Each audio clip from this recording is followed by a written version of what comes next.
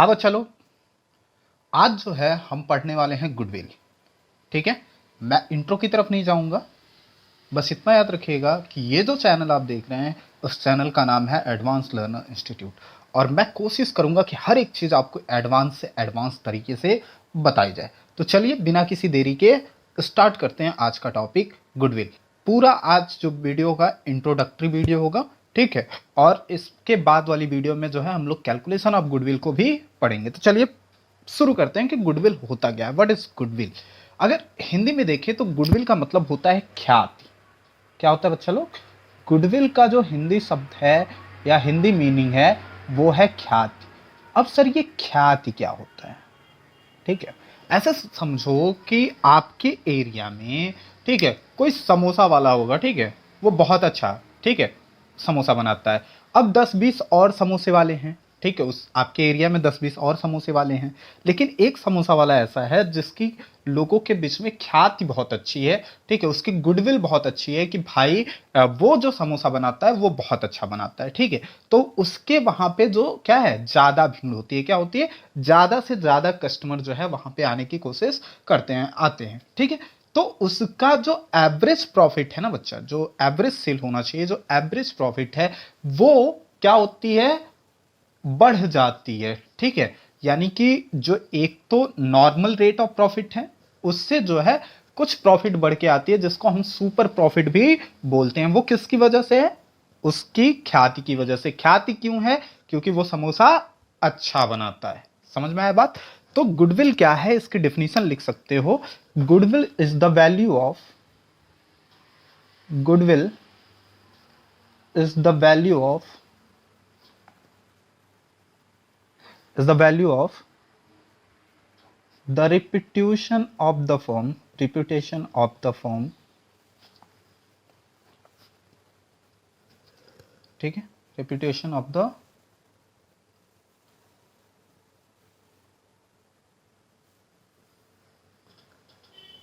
goodwill is the value of the reputation of the firm, okay. इससे क्या होगा? In respect, in respect of the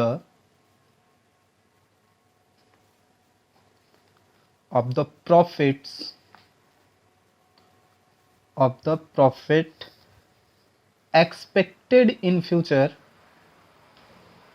expected in future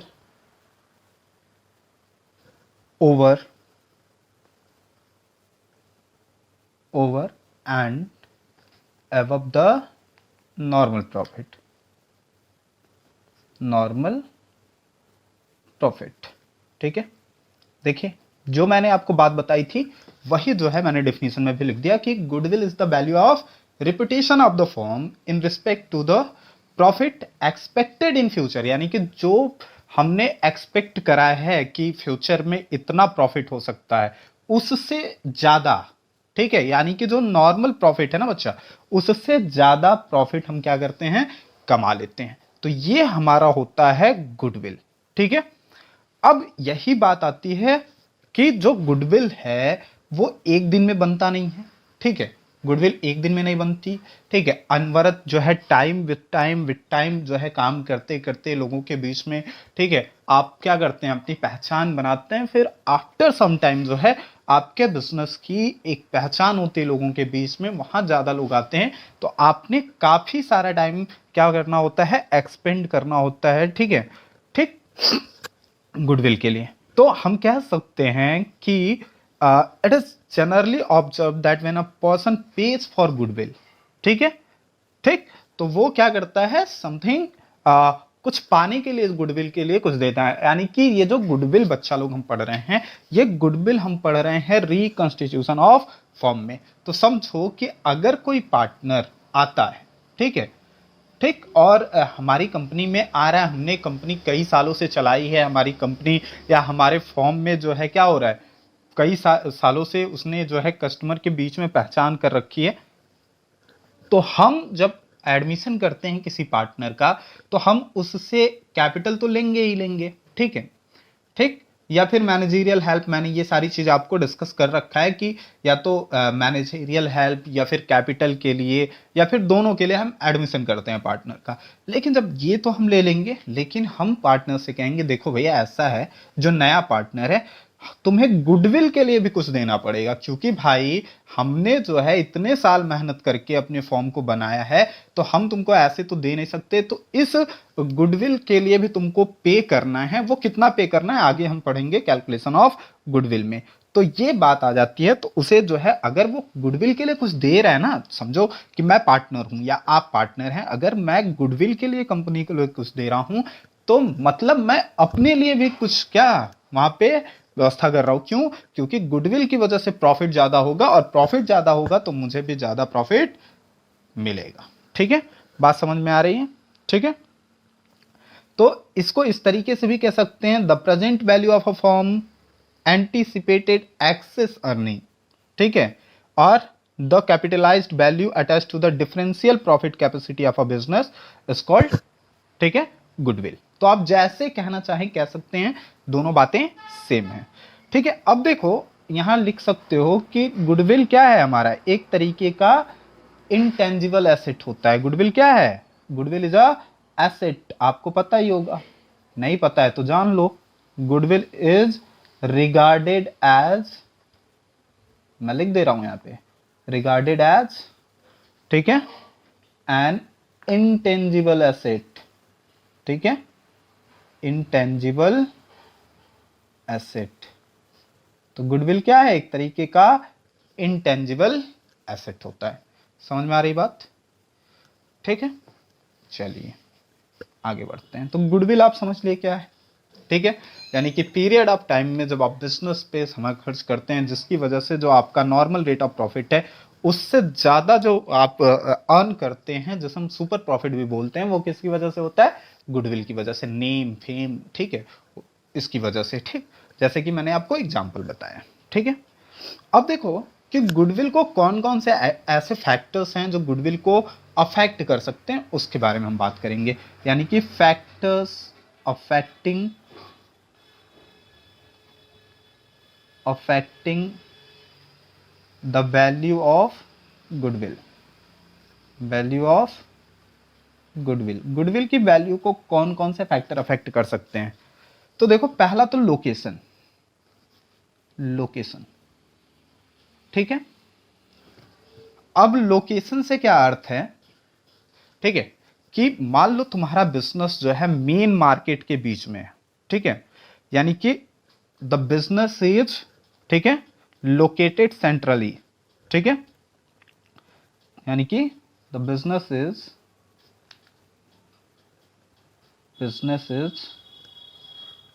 ठीक है, centrally located. ठीक है, यानी कि मार्केट के बीच में तुम्हारा जो है बिजनेस लोकेट कर रहा है। ठीक है, ठीक, जैसे कि समझ लो ये तुम्हारा एक बिजनेस है, फॉर्म है, ठीक है, और एकदम ये मेन मार्केट के बीच में है, ये मार्केट है। ठीक है, मेन मार्केट के बीच में तुम्हारा व्यवसाय है। अब सोचो कि जब तुम मेन मार्केट के बीच में अपना बिजनेस कर रहे हो, ठीक है, तुम्हारे पास नंबर ऑफ कस्टमर्स ज्यादा होंगे।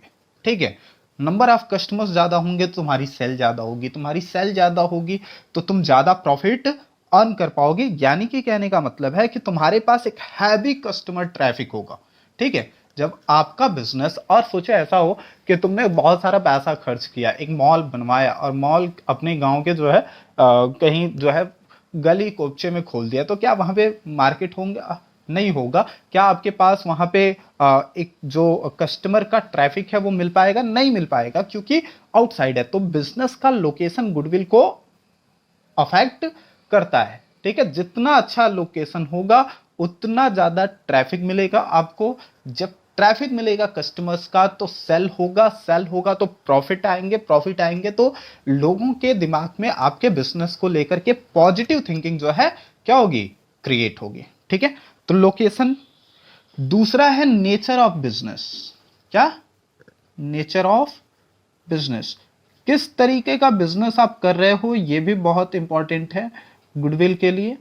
ठीक है, अब सोचो सीमेंट बालू का दुकान खोल के बैठ गए हो। ठीक है, सोचो, सीमेंट बालू का दुकान खोल के बैठे हो, ईंट का जो है तुम, अब वही जेके सीमेंट सबके वहाँ है, तो ठीक है, वही बालू रेड वाली सबके वहाँ है, वाइट वाली बालू सबके यहाँ है, तो तुम्हारे बिजनेस का नेचर, उसके लिए क्या गुडविल तुम क्रिएट कर सकते हो मार्केट में कि हम बालू बहुत बढ़िया बना रहे हैं? अरे भाई, तुम बालू तो बना नहीं रहे हो। ठीक है, तो आपका नेचर ऑफ बिजनेस, ठीक है, क्लियर है, वो जो है डिपेंड करता है कि आपके गुडविल की वैल्यू कितनी अच्छी हो सकती है, कितनी बुरी हो सकती है। ठीक है, ठीक, अगर तुम हाई वैल्यू एडेड प्रोडक्ट बना रहे हो, बहुत अच्छी क्वालिटी का है, ठीक है, उसके लिए स्टेबल डिमांड होगा। ठीक है, जब डिमांड स्टेबल होंगे बच्चा लोग, तो आप प्रॉफिट ज्यादा अर्न करोगे, और जब प्रॉफिट ज्यादा अर्न करोगे तो आपका गुडविल भी अच्छा होगा। ठीक है, तो ये याद रखना है नेचर ऑफ बिजनेस। ठीक है, अगर आप हाई वैल्यू का एडेड प्रोडक्ट बना रहे हैं जो बहुत अच्छी है क्वालिटी में, बहुत अच्छा काम कर रहा है, ठीक है, जैसे वोल्टास की एसी होगी, ऐसे कुछ प्रोडक्ट हैं जो अच्छा प्रोडक्ट बनाते हैं, ठीक है, तो उनकी डिमांड भी स्टेबल रहती है, और जब डिमांड स्टेबल रहती है तो आपका प्रॉफिट ज़्यादा होता है, और जब प्रॉफिट ज़्यादा होता है तो आपको अच्छा खासा जो है गुडविल मिलती है। ठीक है, उसके बाद से जो है तीसरा बात करें तो मार्केट सिचुएशन। मार्केट सिचुएशन, ठीक है, अब मार्केट सिचुएशन किस तरीके से गुडविल को अफेक्ट करेगा? ठीक है, देखो, अगर मान लो, ठीक है, अगर मोनोपोली कंडीशन है, ठीक है, या लिमिटेड कंपटीशन में है, ठीक है, ठीक, तो क्या होगा कि वहां पे जो है आपको हाई अर्न मिल सकता है। ठीक है, वहां पे आपको क्या मिल सकता है? हाई अर्न मिल सकता है, और जब हाई अर्न मिल सकता है तो आपको हाई वैल्यू ऑफ गुडविल भी मिल सकती है। ठीक है, क्लियर है? तो मार्केट सिचुएशन में जिस मार्केट में फाइट जितना कम होगा उतना आपके लिए बढ़िया है, फायदेमंद है। आप ज़्यादा से ज़्यादा जो कस्टमर ट्रैफिक मिलेगी वो आपको ही मिलेगी। आप ज़्यादा सेल करोगे, ज़्यादा सेल करोगे तो ज़्यादा अर्न करोगे, प्रॉफिट ज़्यादा होगा, ज़्यादा प्रॉफिट होगा तो गुडविल आपकी क्या होगी? बढ़ेगी। तो मार्केट सिचुएशन भी जो है मायने रखता है। इफिशियंसी ऑफ मैनेजमेंट, देखो कुछ भी हो जाए भाई, सबसे मेन पॉइंट तो यही है, efficiency of management. Efficiency of management, ठीक है, समझो, सब कुछ अच्छा है बच्चा, ठीक है, तुम्हारा मैनेजमेंट ही सही नहीं है। ठीक है, एक वेल मैनेजमेंट जो है बिजनेस को अच्छे तरीके से चला सकता है। अगर मैनेजमेंट अच्छा नहीं है तो आपका बिजनेस कितना भी अच्छा हो वो अच्छा नहीं चलेगा, और उसका गुडविल कभी भी नहीं बन सकता है। ठीक है, ठीक, तो एक जो अच्छा मैनेजमेंट है, a well management concern usually enjoys the advantage of high productivity and cost efficiency. ठीक है, तो high productivity and cost efficiency को लागू करता है एक अच्छा आपका जो है एक वेल जो है मैनेजमेंट। ठीक है, तो इससे हाई प्रॉफिट आएगा, और हाई प्रॉफिट आएगा तो आपकी गुडविल मार्केट में अच्छी होगी। ठीक है, तो ये 3-4 पॉइंट होते हैं जो आपको आपके गुडविल को अफेक्ट कर सकते हैं। ठीक है, अब हम बात करेंगे method of valuation of goodwill की। मैं आपको वैल्यूएशन बताऊंगा नहीं, कैलकुलेशन, लेकिन मेथड बता देता हूं कि कौन कौन सा मेथड आपको पढ़ने को है इस चैप्टर में। ठीक है, ठीक, सारे मैं आपको क्लियरली बताऊंगा। मैं नहीं चाहता कभी कि वीडियो बहुत लंबी हो। अगर वीडियो बहुत लंबी हो जाएगी, ठीक है, तो आपको भी दिक्कत होता है, बैठना मुश्किल होता है, मुझे पता है। ठीक है, आप वीडियो में बने रहें, हमारे साथ बने रहें, मैं आपको हर एक चीज़ बहुत ईजिली और बहुत अच्छे से समझाने की कोशिश करूंगा, जिससे आप कभी भी ना भूलें। Method of valuation of goodwill, देखो, देयर 3, ठीक है, मेथड। पहला है एवरेज प्रॉफिट मेथड। क्या है बच्चा लोग? Average profit method. ठीक है, दूसरा है हमारा, ठीक है, सुपर प्रॉफिट मेथड। क्या, सुपर प्रॉफिट मेथड।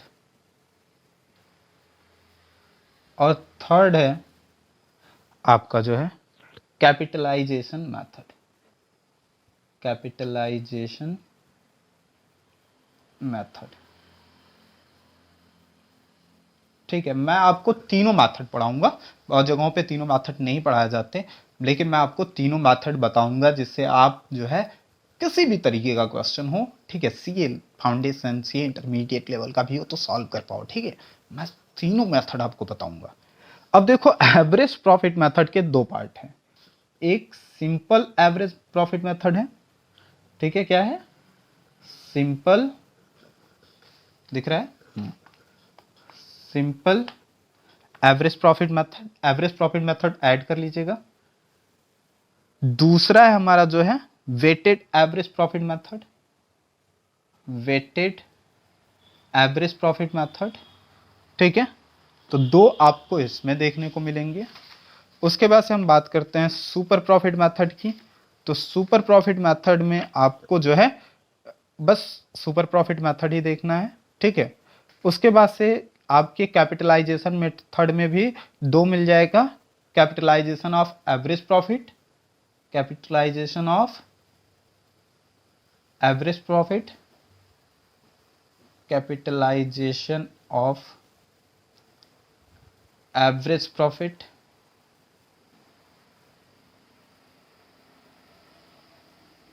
ठीक है। और दूसरा है कैपिटलाइजेशन ऑफ सुपर प्रॉफिट, ठीक है, कैपिटलाइजेशन ऑफ सुपर, दिख रहा है, सुपर प्रॉफिट। तो ये टोटल तुम्हारा दो इसमें चार और एक ये पांच, ठीक है। तो आपको टोटल इतने पढ़ने हैं। इन सारों को मैं आपको बताऊंगा कैसे करना है अगले वीडियो में, ठीक है।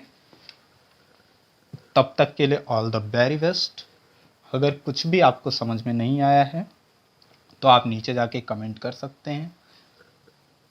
अगर वीडियो पसंद आया हो तो वीडियो को लाइक करें, चैनल को सब्सक्राइब करें और शेयर करना ना भूलें। मिलते हैं अगले लेक्चर में। All the very best. घर पे पढ़ाई करते रहिए।